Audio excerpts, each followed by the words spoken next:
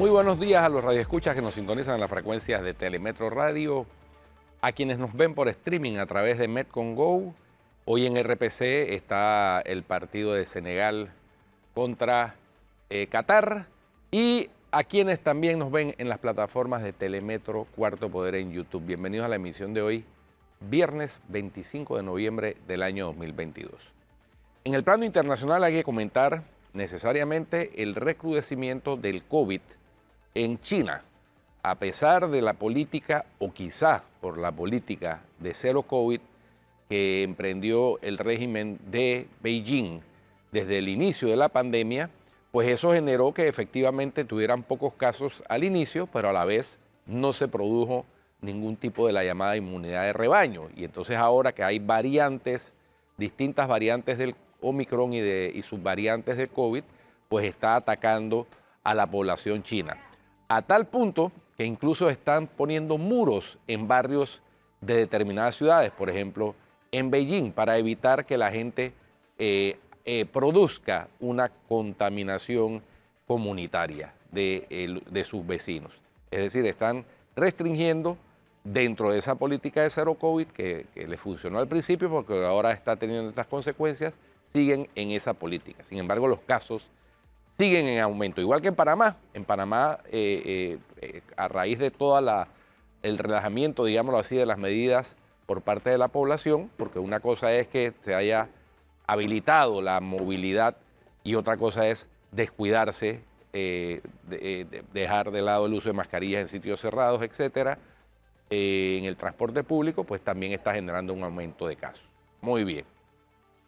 En el conflicto entre Ucrania y Rusia se produjo un intercambio de prisioneros en unas escenas muy emotivas, incluso entre los prisioneros de bando y bando que estaban siendo intercambiados, se dieron estrechones de mano, abrazos, etcétera, algo inusual en medio de un conflicto bélico. Pero interesante porque eso revela pues la posibilidad de llegar a poner término a este conflicto innecesario que se antoja más como un capricho imperial del señor Vladimir Putin que como algo que tenga la posibilidad de triunfar. Putin se ha ganado el repudio de la comunidad internacional mayoritariamente y ha desgastado a la economía rusa, al ejército ruso, incluso con participación de grupos de mercenarios, el famoso grupo Wagner, que a propósito de la declaración del Parlamento Europeo de Rusia como Estado terrorista, emitió un comunicado diciendo que para ellos el Parlamento Europeo está disuelto. Bueno. Y se inician conversaciones entre la oposición y el gobierno de Venezuela. Estas conversaciones se deben iniciar en México. Han tenido una ronda de acuerdos previos sobre temas sociales específicamente en Caracas con la mediación de Noruega, y entonces ahora se van a iniciar ya la ronda propiamente de negociaciones para estampar la firma en algunos acuerdos básicos, con un elemento un poco perturbador, y es que la delegación venezolana insiste en que Alex Saab, quien está detenido, preso en Estados Unidos, procesado por blanqueo de capitales, haga parte de esa delegación como condición para darle inicio a las conversaciones. Y en el plano local, Guido, hoy es el día para la eliminación de la violencia contra las mujeres. Tenemos dos invitados, pero nuestra primera invitada es la fiscal Maruquel Castroverde. Ella es coordinadora de la Escuela de Ministerio Público y además especialista en derechos humanos y en violencia contra la mujer. De hecho, tiene algunas obras escritas, entre ellas una que se llama El femicidio y otros delitos de violencia contra la mujer y por motivos de género. ¿Cuántos casos de violencia contra la mujer se han registrado este año, fiscal? Bueno, en el rubro o renglón de violencia doméstica estamos midiendo alrededor de 12.000 casos. Tenemos 12.000 víctimas. ¿Este año? Sí, en el rubro de violencia doméstica. ¿Eso incluye de lado y lado o solo contra la mujer? No, solamente con víctimas de sexo femenino. Porque también se dan casos de violencia de la mujer hacia el hombre, pero en menor proporción, obviamente, sí, tenemos en una sociedad machista como esta. alrededor de 2.700, 2.800 casos que también marcan con hombres figurando como víctimas dentro de los procesos. Pero la cifra es gravísima. Estamos hablando de más de 36 casos al día, más de uno por cada hora. Sí. Y eso, las medidas de confinamiento, ahora que hablábamos del COVID y demás, y las medidas que está tomando el gobierno chino allá en la República Popular China, las medidas de confinamiento entiendo que tuvieron una incidencia importante en el aumento de casos, al estar la gente más tiempo compartiendo bajo un mismo techo. Sí, es que eso ha creado definitivamente un impacto en nuestra forma de relacionarnos. Hubo ese periodo en donde la movilidad hacia los espacios externos, al hogar y la convivencia con parientes, hijos, en el entorno con vecinos, se restringió de tal manera que al salir, pues ha habido múltiples expresiones de esa frustración, de la impotencia, luego perder empleos, los medios de subsistencia variaron y nosotros consideramos que todo eso ha incidido en este despunte en la violencia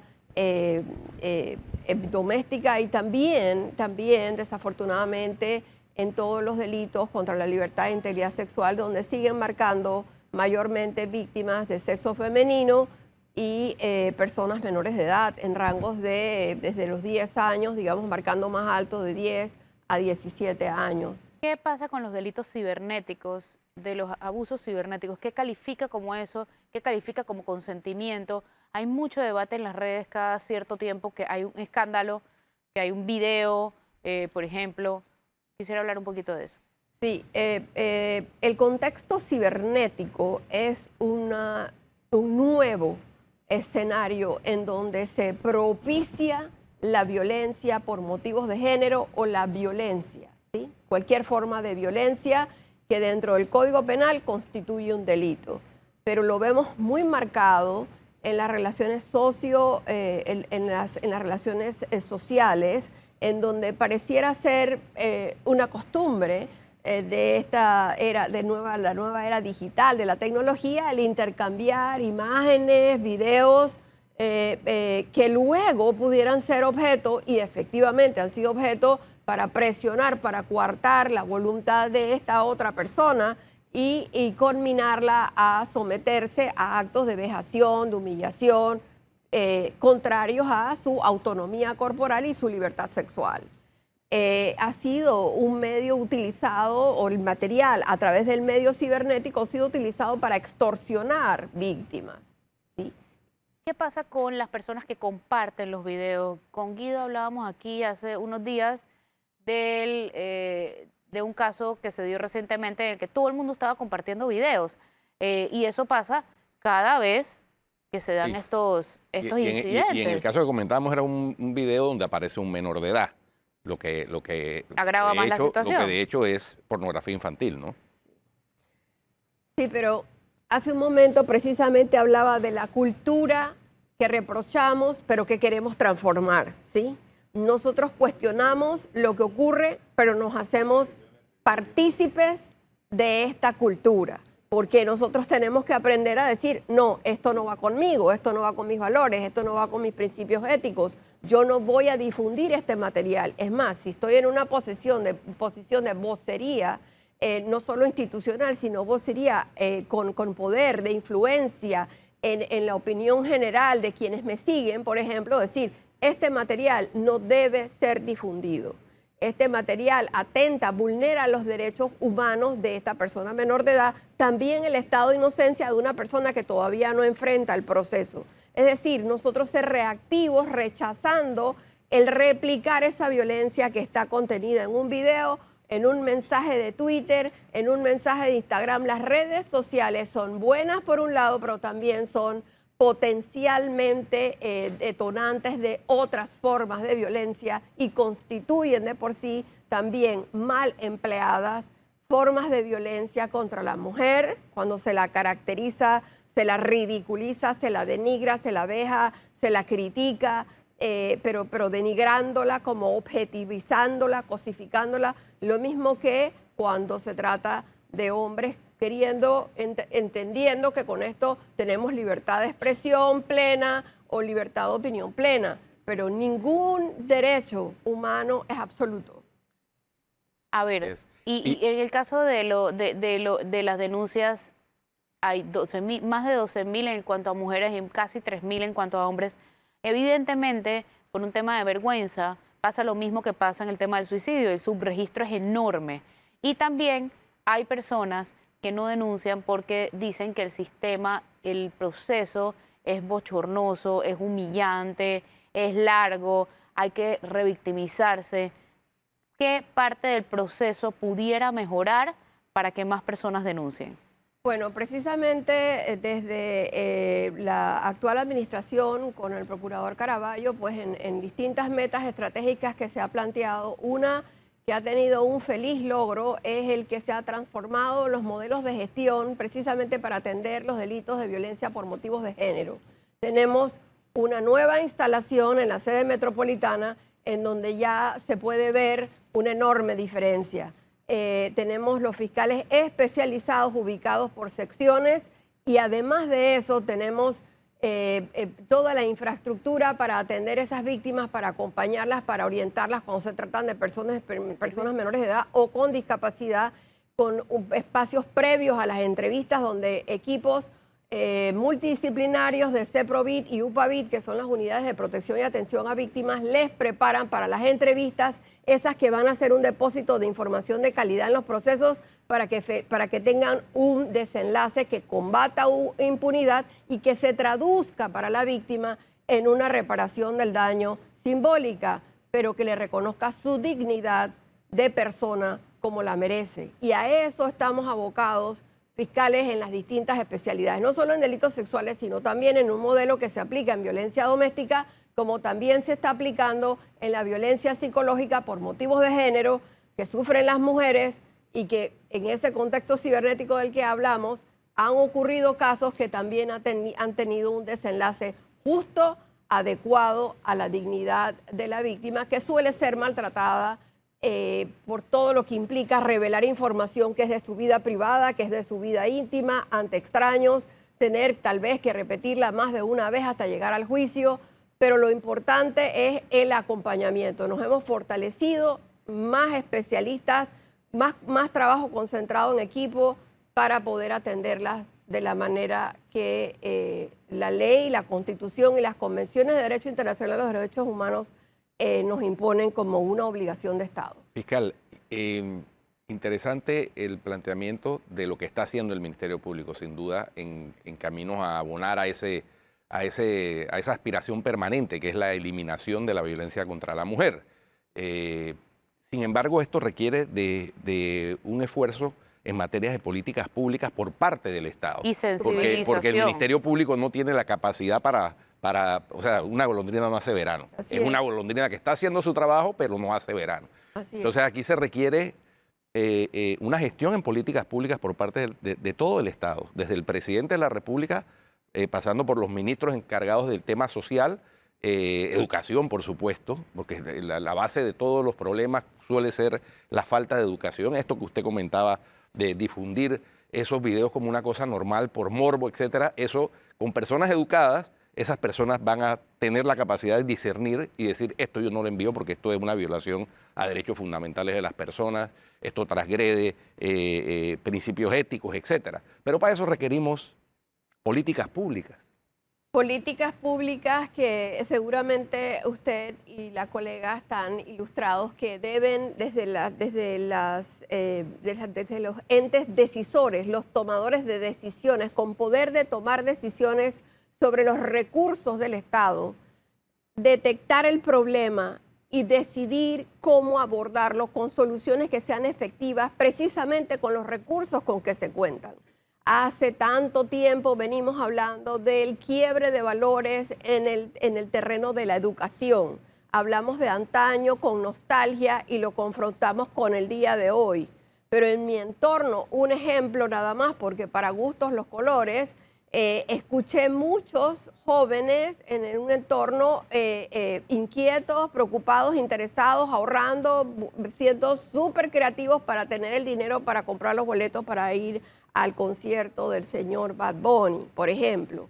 Otrora, nosotros no hubiéramos ni considerado asomarnos, ni siquiera poner un ratito en la radio a escuchar una canción, si es que se puede llamar, con todo respeto, libertad de expresión. No me parece que es arte, pero para muchísimos jóvenes eso gusta y hay una inversión de dinero en ellos. Sí, hay un fenómeno de mercadeo, evidentemente, pero Claro. la pregunta es, ¿y la sociedad cómo hace para mercadear los valores? Pero eso impacta el que usted tenga un video como el que usted me habla, porque estamos hablando de una generación que se va levantando. Entonces usted ve ese video y dice, ah, no, yo lo tengo aquí guardado, lo puedo ver, se lo puedo pasar a mi amigo, se lo puedo pasar a mi amiga. ¿Ve? Otra persona dice, yo eso no lo puedo tener en mi teléfono. Yo no tengo ninguna preocupación si mi hijo pequeño o mi hija ve mi teléfono, puede mirar lo que sea. ¿Por qué? Porque yo no tengo ahí nada que le vaya a dañar. Usted a su hijo no quiere que nada lo dañe, pero a su hijo no lo puede tener en una cápsula. Él es parte de un mundo en el que tiene que aprender a convivir. Y la única herramienta que usted le puede dar a su hijo o hija para convivir y disfrutar del gran valor que es la vida libre de violencia, de todas las formas de violencia, es educarlo en valores, principios éticos, aprender desde muy temprano qué es ser ciudadano en un país que queremos preservar, porque nos proclamamos como un Estado democrático de derecho y no puede sobrevivir un Estado democrático de derecho con quiebre de valores éticos y ciudadanos. En esa misma línea, muchas mujeres cuando son abusadas son señaladas por la forma en que se visten. ¿Cuál es la posición suya frente a eso? Porque mucha gente dice, es que se lo busca, ¿y por qué se viste así? Y provoca. Por otro lado está la libertad de vestirse como uno quiera y no tentar a nadie. Pero hace un momento usted habló de qué tenemos hoy sobre el tapete, precisamente en el terreno del derecho, de los derechos humanos de las mujeres, entendiendo con el contenido y la racional y la lógica que inspira el consentimiento. El consentimiento tiene que ser libre, absoluto, razonado. Yo debo poder comunicarlo, un lenguaje verbal, gestual y no solo oral. El consentimiento debe ser un sí claro, contundente. No es que tengo que hacer un contrato con la persona. Lo mismo es, y no puede ser inferido, y no puede ser inferido por la forma como yo me he visto o el tema del que estuvimos hablando cuando nos tomábamos un trago. Es que fiscal. No puede ser inferido, no puede presumirse que estoy de acuerdo a acompañarte a tu apartamento a tomarme otro trago y de ahí voy a pasar a tener relaciones sexuales contigo porque tú quieres. Y puede ser que sí quiera tener relaciones sexuales contigo y las tenga vía vaginal, pero no vía posterior. Entonces, ese es el tipo de cosa que desde la academia, de los libros que Dios me ha permitido escribir, lo vengo trabajando hace más de 25 años, que es solo el sí es sí, pero no es un sí que se puede presumir, un sí que se puede inferir de porque yo soy tu mujer, porque yo me suelo acostar contigo, yo tengo derecho a decir que no. El débito conyugal no existe, el débito marital no existe. Así es. Incluso con contrato de por medio, el contrato del matrimonio, Sí. la relación sexual, cada vez que se produzca, tiene que ser con consentimiento de ambas partes. El contrato del matrimonio no da derecho a acceder cuando la otra persona no quiere. Es así de sencillo. Pero esto de lo que hablo es un trabajo que hemos estado haciendo los fiscales en la especialidad para llevarlo a los tribunales, aplicando a los hechos perspectiva de género y enfoque de derechos humanos, privilegiando el principio pro persona para que se entienda que hombres y mujeres tenemos derechos humanos que han de ser reconocidos. La norma de derecho interno tiene por encima una norma supraconvencional. El Estado panameño ha suscrito un sinnúmero de tratados internacionales de derechos humanos. Ese es el trabajo al que nos abocamos también los fiscales en las especialidades, yendo a los tribunales con este conocimiento disciplinado, recto, interiorizado, procurando sensibilizar en esos temas que ayudarían a interpretar con justicia y corrección, adecuados a normas convencionales, a estándares internacionales, qué es violencia por motivos de género o qué es violencia contra cualquier ser humano. muchísimas gracias, fiscal, por hablarnos de este tema hoy. Sería bueno que las denuncias, suena irónico, pero sería bueno que aumentaran las denuncias. Me Pues para gustaría bajar el más bien subregistro. me gustaría más bien plantearlo en términos de que quienes nos escuchen, hombres y mujeres, que sienten que están sufriendo violencia, den el paso de acercarse al Ministerio Público, que ese modelo del que hablé está replicado en todos los distritos judiciales del país, porque no solamente llegan para suscribir una denuncia, sino para recibir información sobre su situación, para ser orientados sobre sus derechos, para absolver sus preguntas, sus inquietudes y sus preocupaciones, y finalmente para tomar la decisión de denunciar cuando se sientan convencidos de hacerlo. Muchísimas gracias por acompañarnos hoy. Va a tocar volver porque este tema en verdad Sí, no, da el para tema mucho. da para cualquier cantidad de programas y profundidad sobre Da para mucho. Vamos a cambio, ya volvemos y ustedes no se vayan.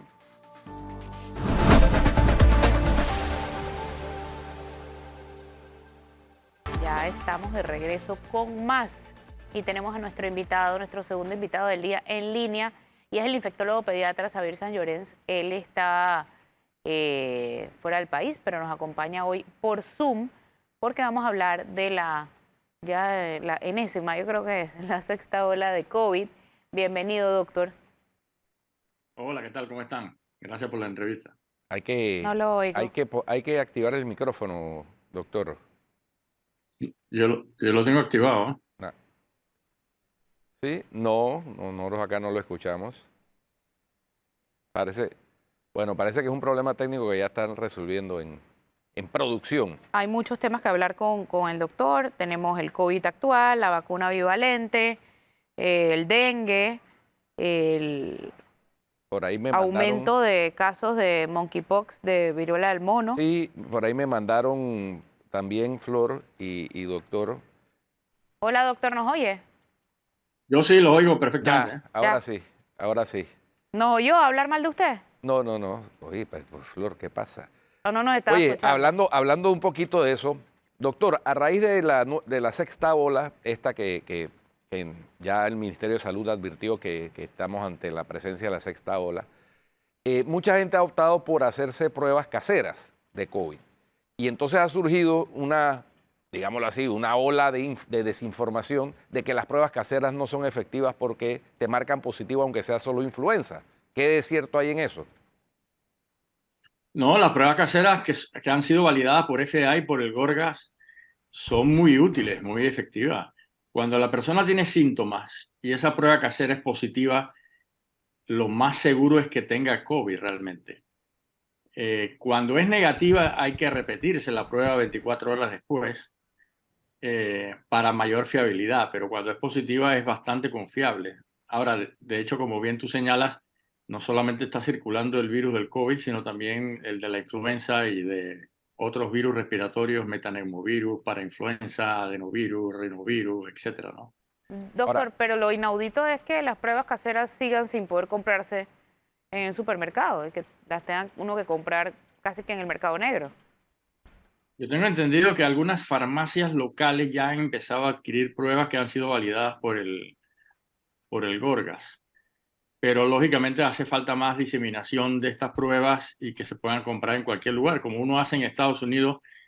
Y yo creo que son muy útiles, ¿no? Porque uno, sin salir de casa, uno puede saber si está infectado, si no está infectado, protegerse, proteger al entorno, no ir al trabajo o a la escuela. Así que son bien útiles. El único inconveniente que pueden tener una prueba casera es que aumenta el subregistro de casos en el país, ¿no? Porque el MINSA no los detecta.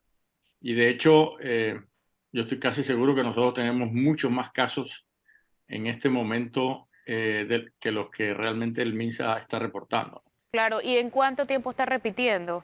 O sea, las personas que les está dando ahora, ¿hace cuánto les dio más o menos? Bueno, esa es una buena pregunta, ¿no? Lo que se sabe en la actualidad es que si tú has tenido una infección previa o una vacunación unos 3 meses antes, la probabilidad de que tú te reinfectes es bastante baja. Pero ya si esa vacuna o esa infección previa ha sido por allá por 4, 5, 6 meses o más, la posibilidad de reinfección con estos nuevos sublinajes de Omicron es relativamente alto si uno no utiliza las medidas de protección eficaces que ya conocemos, ¿no? Mascarilla, evitar aglomeraciones, distanciamiento, buena ventilación, etcétera. 91% de las personas fallecidas por COVID en las últimas semanas no tenían el esquema de vacunación completo. Ese punto es importante porque reitera la importancia de la vacunación. Pero por otro lado, ¿cuáles son los síntomas que diferencian esta ola de las anteriores? Bueno, con respecto a los síntomas, son realmente bastante similares, excepto quizás que Omicron causa mucha más afectación del tracto respiratorio superior, ¿no? Entiéndase como garganta, nariz. Hay mucha congestión nasal, dolor de garganta, malestar general, pero quizás no tanto compromiso pulmonar, afortunadamente, porque el compromiso pulmonar sí hace que el paciente tenga necesidad de buscar una atención médica expedita y probablemente hospitalizarse, ¿no? Y manejarse con los antivirales. Así que la infección pareciera más leve que la causada por las cepas anteriores, y de hecho se ve reflejado en los números, ¿no? Ahora, claro, nosotros quizás también puede ser más leve porque el nivel de inmunidad poblacional, ya sea por infecciones previas o por vacunación, es bastante alto, ¿no? Pero es importante tener los refuerzos al día y sobre todo en los últimos 3 meses. Y ahí estamos cojeando, ¿no? Hay mucha gente con 2 dosis, incluso hasta con 3, pero falta ese refuerzo reciente que protegería aún más, sobre todo a las personas de mayor riesgo, ¿no? Una persona de mayor riesgo por edad, porque tenga diabetes, porque tenga obesidad, porque tenga alguna otra enfermedad subyacente, está en mucho más riesgo de tener un COVID que pudiera ser incluso grave, ¿no? Aún vacunado. ¿Y hay alguna Por eso es diferencia en los importante. síntomas entre influenza y COVID? Sí, son muy similares. Quizás la influenza da más fiebre, más escalofrío, más dolores en los músculos en este momento por la variante de Omicron, pero mucha gente puede tener síntomas bastante parecidos. Y a veces, ocasionalmente, hay incluso coinfecciones, ¿no? Una persona puede tener influenza y puede tener COVID al mismo tiempo. Oiga, doctor, a raíz de la aparición de estas nuevas variantes en Estados Unidos, ahora con la temporada invernal y de vacaciones, reuniones familiares como la de ayer, del Día de Acción de Gracias, específicamente la BQ1.1, conocida como tiene un apodo un poco fuerte, el perro del infierno le llaman. Sin embargo, los científicos, ¿qué dicen alrededor de esto? Porque yo he leído que esa variante es leve, o sea, es una versión muy leve del COVID. Sí, esos nombres se los ponen los tuiteros, ¿no? No se los ponen los científicos, ¿no? Sí. Y Pero ellos monkeypox también pues, parece puesta por tuiteros, ojo. ellos interpretan erróneamente la información científica y piensan que porque la variante tiene algunas mutaciones adicionales va a ser más agresiva, lo cual no es cierto, ¿no? De hecho, los datos indican que tanto la BQ1, la BQ1.1 y la XBB, que son otra que también le llaman, tiene un nombre ahí también muy psicodélico, ¿Cuál? no pareciera realmente que están aumentando las tasas de hospitalización y sobre todo de muerte. ¿Cuál es el nombre psicodélico? ¿Perdón? ¿Cuál era el nombre psicodélico? En este momento no lo recuerdo, ¿no? Pero es muy parecido a lo que mencionó, a eso del perro del infierno, pero también tiene que ver con implicaciones de que es mucho más letal, pero realmente no es así. Pero ahora que hay una sexta ola, ¿habría que volver a vacunarse o no? Bueno, lo ideal hubiese sido que una persona de riesgo se pusiera la vacuna bivalente que ya está en Estados Unidos y en Europa, que cubre también cepas de Omicron mejor que las vacunas iniciales.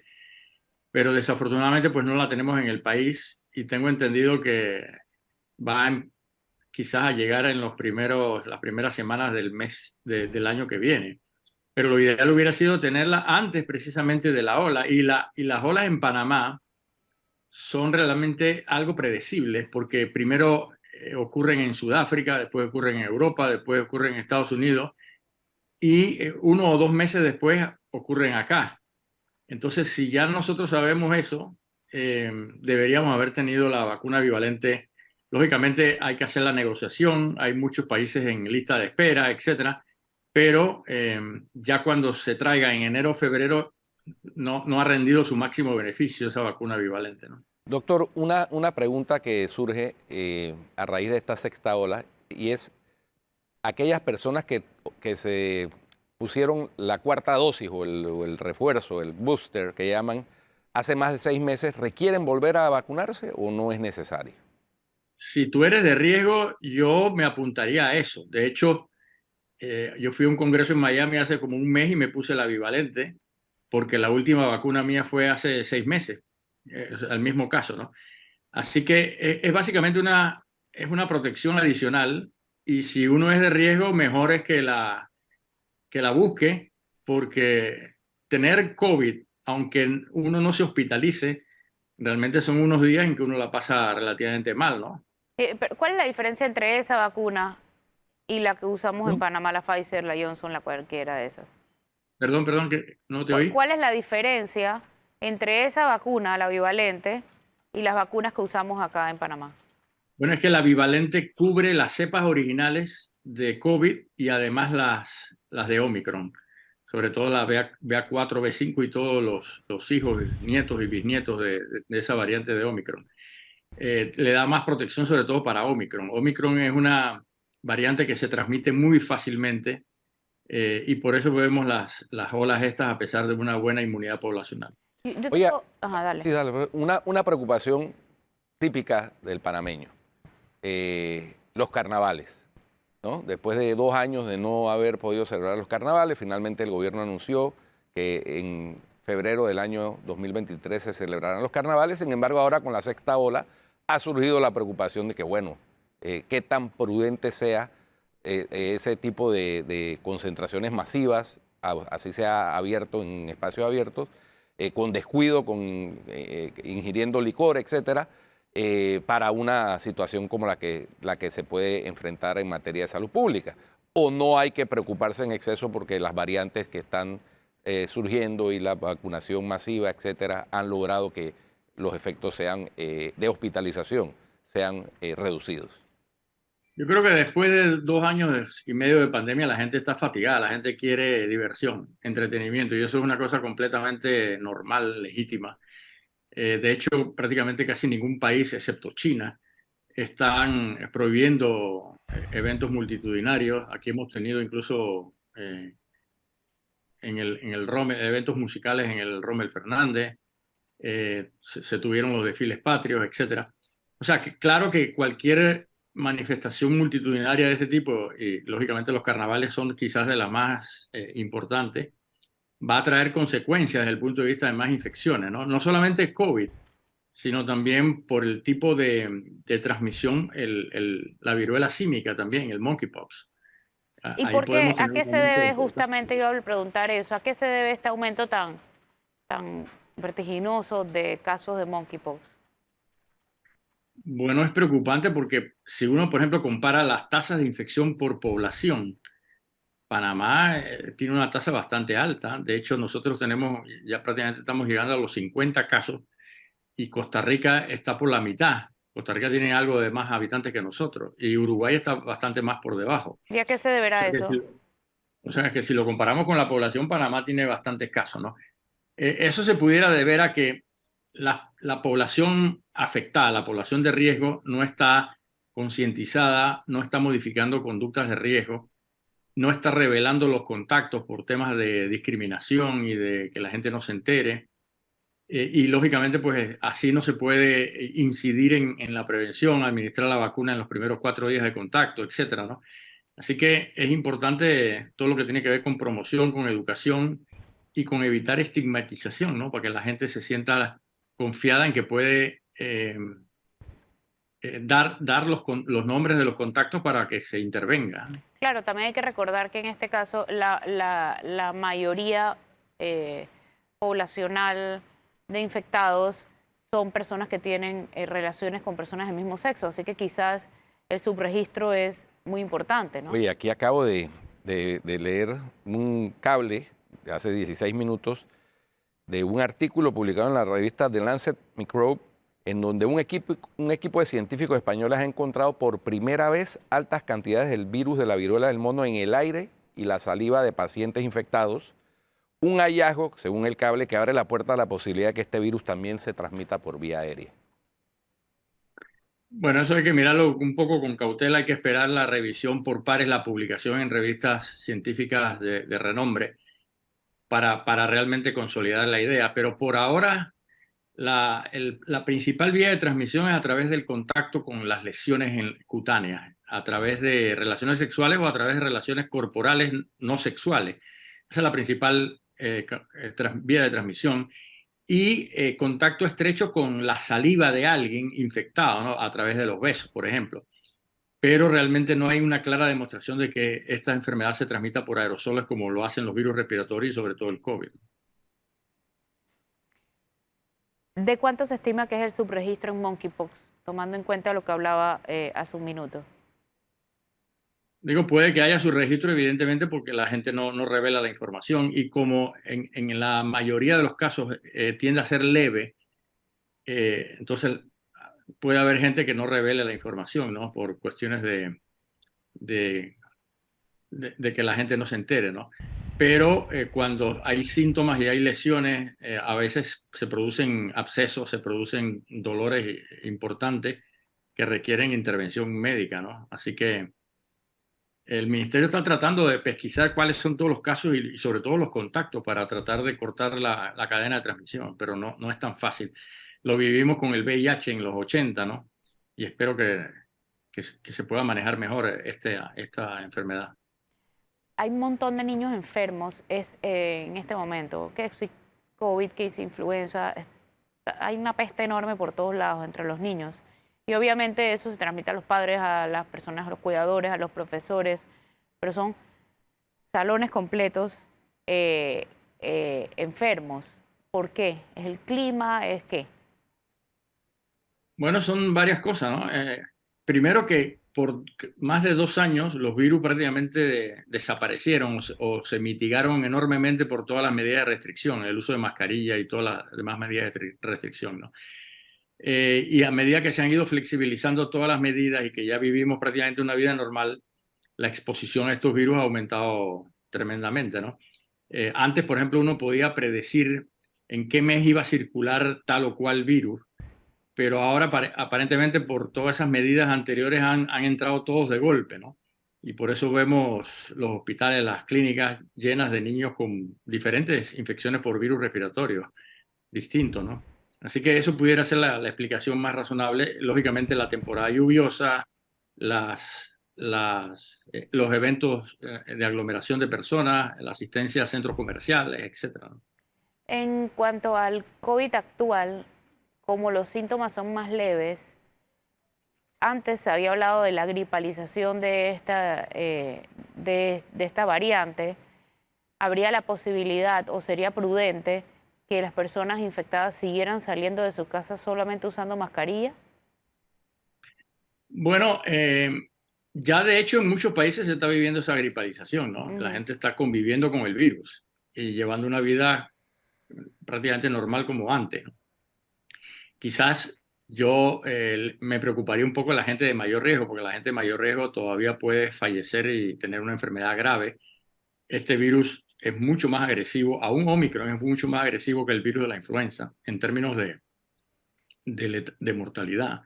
Así que hay que tener cuidado con esa gripalización, pero ya se está viviendo en todos los países, ¿no? Entonces, si una persona, por ejemplo, está positiva y no tiene síntomas, yo creo que es razonable que salga, ¿no? Pero con mascarilla si sabe que es positiva, ¿no? Y si tiene síntomas, pues tratar de no estar en contacto con las demás personas para evitar el contagio. Hay menos puntos de hisopado a nivel nacional desde hace unos meses. Yo sí creo importante recordar este post que puso el Ministerio de Salud hace 2 o 3 días, que invitan a la población a realizarse la prueba de hisopado en los puntos que están ubicados en el Estadio Nacional Rotcarú, están abiertos de lunes a domingo, de 7 de la mañana a 3 de la tarde. En el Estadio Emilio Rollo, también de lunes a domingo y también de 7 a 3 de la tarde. Y en Megamall, ahí sí es de lunes a viernes, pero el horario es el mismo, de 7 a 3 de la tarde. no son tantos los lugares donde uno se puede ir a hisopar son a tantos, nivel pues, público. Los públicos, sí, los públicos y gratuitos. Ahora, otra cuestión, sí, doctor, a propósito de la pregunta que le hacía de los vacunados con la cuarta dosis o refuerzo hace más de 6 meses, si una persona se acerca a uno de los lugares donde están suministrando la vacuna y lleva su tarjeta de vacunación y ven que ya uno tiene la cuarta dosis, ¿no le van a poner problema con ponerse una dosis adicional? Bueno, yo espero que no, ¿no? Sobre todo si la persona es de alto riesgo. Yo espero que se le ponga el refuerzo. Y aunque no tengamos la bivalente, el refuerzo con la vacuna original agrega algo de protección. Así que, y si la persona tiene más de 6 meses de no haber sido vacunado o no haber tenido una infección, yo creo que es importante que se proteja aún más, sobre todo si es de riesgo, ¿no? Y el equipo de salud, ojalá pues que no ponga ningún problema, ninguna dificultad para eso. De riesgo es personas que tienen el sistema inmunológico comprometido con algún tipo de enfermedad o personas mayores de 60 años, ¿cierto? Así es. Muy bien. A mí me gustaría repetir algo o ahondar un poquito en eso. ¿Después de cuánto tiempo puede volver a dar esta nueva cepa? Bueno, se ha visto que hay bastantes reinfecciones, ¿no? Usualmente el tiempo de mayor protección es en los primeros 3 meses de vacunación o de infección anterior. Pero puede volver a dar varias veces. De hecho, eso lo vivimos con muchos virus. El virus de la gripe, por ejemplo, el virus respiratorio sincicial, el virus del resfriado. Uno se puede reinfectar muy frecuentemente y lo estamos viviendo también con este coronavirus, ¿no?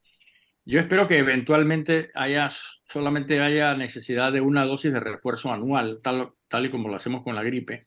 Y de hecho ya hay empresas trabajando en vacunas duales, en vacunas que protejan contra los dos microbios con una sola inyección, ¿no? Así que quizás ese sería el futuro de aquí al 24, 25 del COVID, pero lógicamente hay que esperar un poco más de evidencia para saber si va a ser así.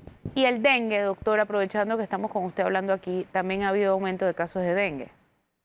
Sí, este año tenemos mucho más casos, creo que 3.000 o 4.000 más casos que el año pasado.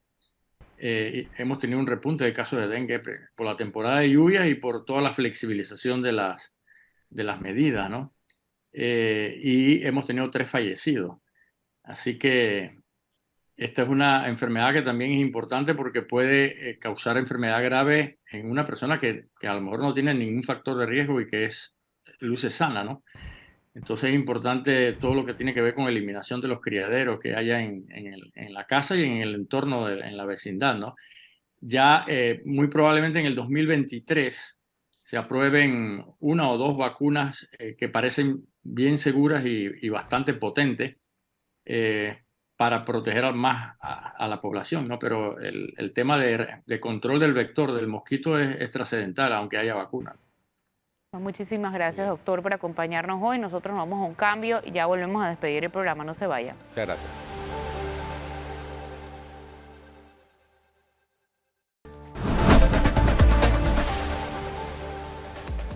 Oye, Flor, ya toca despedirnos, pero hay que comentar un par de cositas.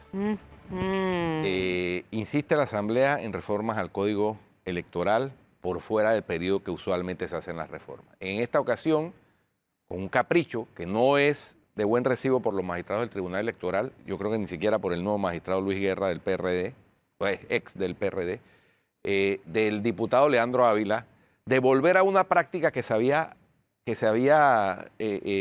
para sanidad del proceso electoral se había erradicado, que era la de guardar las papeletas para en caso de una impugnación hacer un reconteo. Por eso es que se queman las papeletas y lo que quedan son las actas en el proceso actual. Y eso ha garantizado que no haya escándalos de fraude en la proclamación de los candidatos elegidos en las elecciones en Panamá en los últimos 30 años. Entonces no sé por qué insistir en volver a esta práctica del pasado que me parece peligrosa, porque en un reconteo el que cuenta escruta. Y aquí el conteo que se hace en las mesas lo hacen los ciudadanos, no un organismo que recontee los votos. De manera pues que preocupante esa insistencia de la Asamblea. Ojalá eso, si pasa por la Asamblea, sea vetado por el presidente. Como los corregimientos, me imagino. ¿Ah? Como los corregimientos que vetó. No. Nos Ojalá. vamos, Guido, nos vamos. Ojalá. Bueno, Si usted se acabó el tiempo, si usted continúa en Telemetro Radio y en Oye TV, siga con el brunch. En RPC están en el partido Senegal con Qatar, va ganando Senegal 1-0. Y nosotros nos veremos aquí el próximo lunes. Feliz fin de semana. Chao.